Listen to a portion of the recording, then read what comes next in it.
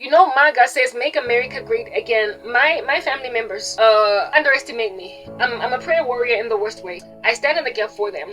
I keep getting nightmares where it is I'm very annoyed, I'm irritated, irritated at them, I am amidst them, and they are all just trying to do a strange thing while I am fatigued by the fact that I keep helping you escape monstrous abuse, just violent calamities, just by standing in the gap. And you don't know what in the world I just rescued you from. I get dreams of them being targeted for human sacrifice rituals, and then I stand in the gap, and then I get dreams where they're just sitting around looking like little blobs, where I'm very annoyed and very tired. Essentially, I am the lowly one, the meager one that nobody takes very seriously. Like because of me, the family is standing like sturdy, proper. I am a linchpin because of my spiritual power. I stand in the gap for all of their folly, and then afterwards, what do? They treat me like trash. They don't care to have my back. They don't care to enable my back. They don't care to acknowledge that, listen, I have been carrying the grand weight of this like cancerous, crazy, ridiculous family because y'all don't want to honor God. Y'all don't want to worship the King. Now I gotta stand in the gap and pray even for your salvation so you can eventually come to Christ. Essentially, to my family members, I'm like a third world migrant, while the rest of them are first world.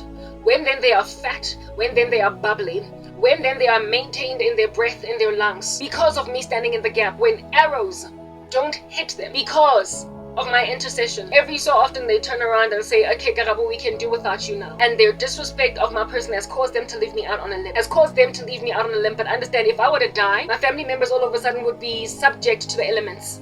Because now the intercessor is gone. Now the person that maintained them for her sake is gone. And so God now no longer has incentive to deal with any of them because you are ungodly as a consort, and my godly servant is now late. So my family members have no idea what in the world is going to come to them if I die. Well, Donald Trump just hooked up an executive order in the United States of America to shut out all third world migrants from his nation without realizing that many of us carried him, Katapelo, when Kamala Harris was out here wreaking a chunk of havoc. And because of the incendiary, mental illness of the left, all of us were endured through nonsense in our countries, and we needed a sober president in the US so the rest of us could feel some kind of a semblance of hope in his executive orders pertaining our countries. We held him up in prayer. And he then won the election and dodged a bullet, like quite literally. And then he says, all of y'all, I don't care what you're going through in your countries, but you don't get to come to my country no matter what, because of all these other crazy migrants. My heart was broken.